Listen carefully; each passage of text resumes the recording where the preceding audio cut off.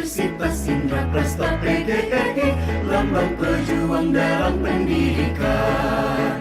Dengan rela ikhlas tak berputus asa, berbakti demi Indonesia Jaya. Atas rahmat Tuhan yang Maha Kuasa, lahir Universitas Indraprasta PGRI untuk melaksanakan tugas mulia, ciptakan generasi yang mandiri.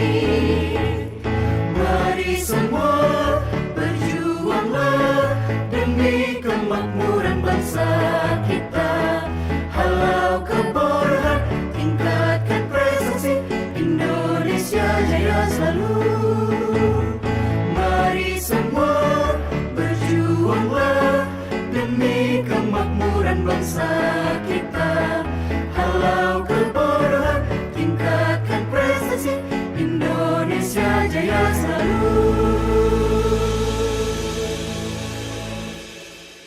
Jayalah kekal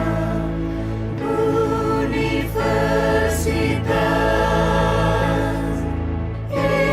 Indraprasta PGRI. Selamanya.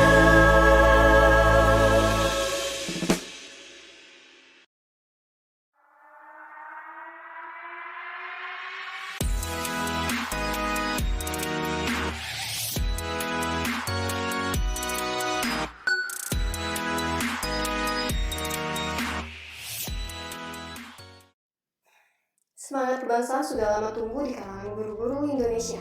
Organisasi perjuangan guru telah berdiri pada zaman penjajahan Belanda pada tahun 1912 dengan nama Persatuan Guru Hindia Belanda yang disingkat PGHB. PGHB adalah organisasi unitaristik di mana latar belakang pendidikan yang berbeda-beda, umumnya bertugas di sekolah, desa, dan sekolah rakyat angka 2. Dengan latar belakang pendidikan, kedudukan dan status sosial yang berbeda, PGHB sendiri sulit memperjuangkan hak dan nasib anggotanya. Di samping organisasi PGHB, berkembang pula beberapa organisasi guru diantaranya PGB, PGD, PGAS, PNS HKSB, COP, KOB, VVM, dan NIOG. Dengan banyaknya organisasi baru lahir di tahun 1932, sebanyak 32 organisasi yang berbeda-beda ini bersatu dan bersepakat untuk mengganti nama dari Persatuan Guru Hindia Belanda PGHB menjadi Persatuan Guru Indonesia yang disingkat PGI. Perubahan nama ini membuat pemerintah Belanda tidak senang karena ini bukan hanya sekedar nama, tapi sebuah kesadaran akan perjuangan nyata sebuah organisasi untuk mewujudkan cita-cita sebagai bangsa merdeka yang berdaulat. Namun, tekadnya berhenti ketika penjajahan Jepang di Indonesia karena segala organisasi masyarakat, termasuk organisasi Persatuan Guru Indonesia, serta sekolah-sekolahnya ditutup dan tidak dapat melakukan aktivitasnya.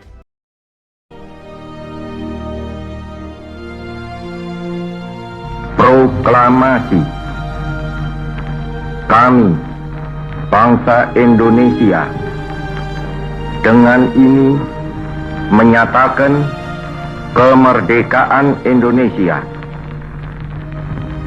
Hal-hal yang mengenai pemindahan kekuasaan dan lain-lain diselenggarakan dengan cara saksama dan dalam tempo yang sesingkat-singkatnya. Jakarta, 17 Agustus 1945, atas nama bangsa Indonesia, Soekarno Hatta.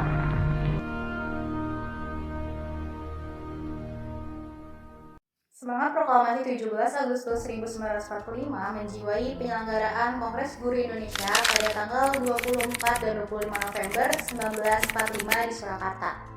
Kongres berlangsung di gedung Somaharsana, Pasar Pon, Pandaventer School, Sekolah Guru Putri yang sekarang sebagai SMP Negeri 3 Surakarta.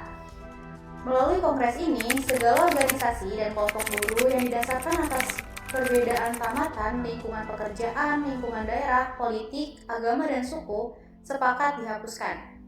Mereka adalah guru-guru yang aktif mengajar, pensiunan guru yang aktif berjuang, dan pegawai pendidikan Republik Indonesia yang baru dibentuk. Dengan semangat pekik merdeka bertalu-talu di tengah bau mesiu pengeboman oleh tentara Inggris atas studio RRI Surakarta, mereka serentak bersatu untuk mengisi kemerdekaan dengan 3 tujuan. Yang pertama, mempertahankan dan menyempurnakan Republik Indonesia. Yang kedua, mempertinggi tingkat pendidikan dan mengajar sesuai dengan dasar-dasar kerakyatan. Dan yang terakhir, membela hak dan nasib buruh umumnya, buruh pada khususnya. Sejak Kongres Guru Indonesia itu, semua guru Indonesia menyatakan dirinya bersatu di dalam wadah Persatuan Guru Republik Indonesia yang biasa disebut dengan PGRI.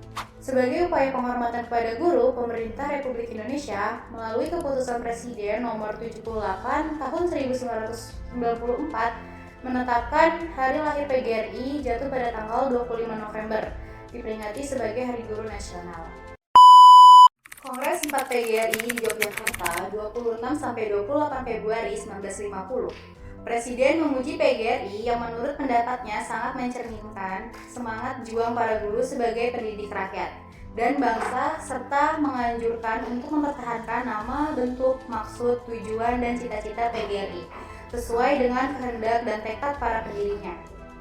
Kongres 4 PGRI dihadiri beberapa utusan dari Sukabumi, Cianjur, Tasikmalaya, bahkan dari Sumatera. Pengurus pusat SGI di Bandung datang pada Kongres 4 di Yogyakarta untuk secara resmi menggabungkan dari ke dalam PGRI dengan menyerahkan 38 cabang. Pada tahun 1950, pemerintah RI mengeluarkan peraturan pemerintah nomor 16 tahun 1950 yang sangat menguntungkan para guru. Namun pelaksanaan penyesuaian gaji ternyata berjalan serat. Kegembiraan tersebut segera berbalik menjadi kekesalan dan keresahan.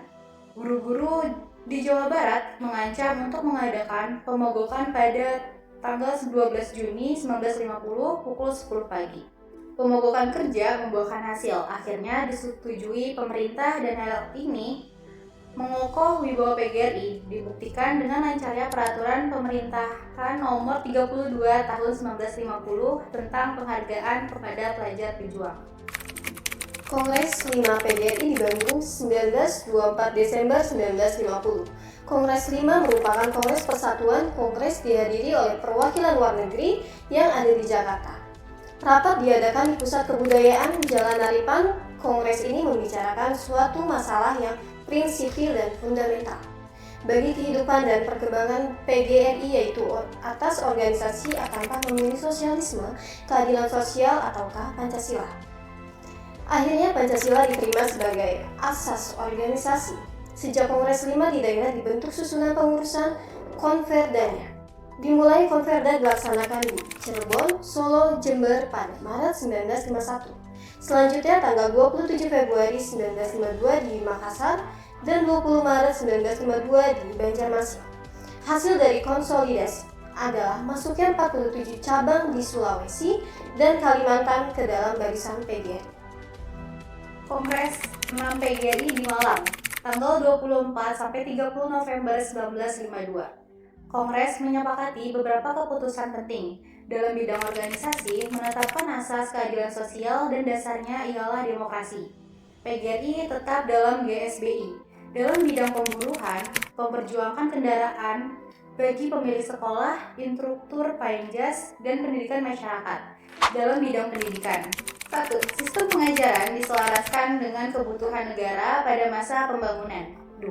KPKPKB dihapuskan pada akhir tahun pelajaran. 3. KPKB ditiadakan diubah menjadi SR 6 tahun. 4. Kursus B1 atau B2 untuk pengadaan guru, SLTP, dan SLTA diatur sebaik-baiknya. 5. Diadakan Hari Pendidikan Nasional. Kongres 7 PGRI di Semarang 24 November sampai dengan 1 Desember 1954. Kongres ini dihadiri 639 orang utusan. Pelaksanaan rapat bertempat di Aula SMA B Candi Semarang. Kongres PGRI dihadiri oleh tamu-tamu dari luar negeri. Dibicarakan pula masalah pendidikan agama. Hasil kongres ini antara lain bidang umum, pernyataan mengenai Irian Barat, pernyataan mengenai korupsi, resolusi mengenai desentralisasi sekolah, resolusi mengenai pemakaian keuangan oleh Kementerian PP dan K, dan resolusi mengenai penyempurnaan cara kerja Kementerian PP dan K. Bidang pendidikan, resolusi mengenai anggaran belanja PP dan K yang harus mencapai 25% dari seluruh anggaran belanja negara. Resolusi mengenai UU Sekolah Rakyat dan UU Kewajiban Belanja. Resolusi mengenai film, gambar, tekstur, serta radio dan pembentukan Dewan Bahasa Nasional. Bidang pembunuhan, UU Pokok Kepegawaian Pelaksanaan Peraturan Gaji. Pegawai baru, tunjangan khusus bagi pegawai yang tugas di daerah yang tidak aman. Ongkos perjalanan cuti besar, guru SR dinyatakan sebagai pegawai negeri tetap, dan penyelesaian kepegawaian. Bidang organisasi, pernyataan PGRI untuk keluar dari GBSI dan menyatakan diri sebagai organisasi non-pak sentral. Kongres 8 PGRI di Bandung 1956. Kongres dihadiri hampir seluruh cabang PGRI di Indonesia. Suasana kongres mulainya meriah, tetapi waktu diadakan pemilihan ketua umum, keadaan menjadi tegang. Pihak Sobandri menambah kartu palsu, sehingga pemilihan terpaksa dibatalkan. Otak pemalsuan Hermanu Adi, seorang tokoh PKI Jatim yang menjabat ketua 2 PGRI, walaupun MS Subiadinata dihalangi secara curang, akhirnya ia terpilih menjadi ketua umum menggantikan Sujono. Ketua 2 PGRI digantikan M. Husain.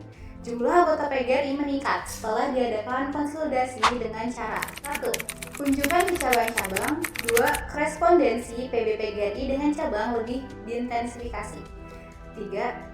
Tindakan-tindakan disiplin dilakukan kepada cabang yang tidak disiplin, diberikan peringatan seperlunya. 4. Dilakukan pembekuan terhadap pengurus cabang PGRI Palembang karena tindakan indisipliner terdapat komisaris daerah. Keterlibatan PGRI dalam simposium BMN dan Pasar Bali Juli 1957 mendapat penghargaan dan perhatian masyarakat. Pokok-pokok pembahasannya: 1. Pendidikan sebagai pewaris nilai budaya. 2. Perlu adanya Indonesianisasi. 3. Aspek kebudayaan agar dilegalisasikan dalam UUD. Masalah cukup serius mendapatkan perhatian diantaranya tentang 1. Dimasukkannya Pancasila dalam pendidikan jasmani. 2. Bahasa Indonesia dan bahasa daerah dalam dunia pendidikan dan masyarakat. 3. Uang atau alat perlengkapan sekolah dan pakaian belanja.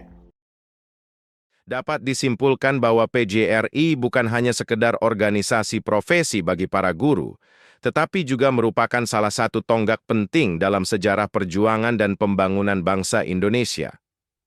Melalui semangat kebersamaan dan komitmen untuk mengabdi kepada bangsa dan negara, PGRI terus berperan aktif dalam mencerdaskan kehidupan bangsa dan memperjuangkan keadilan sosial.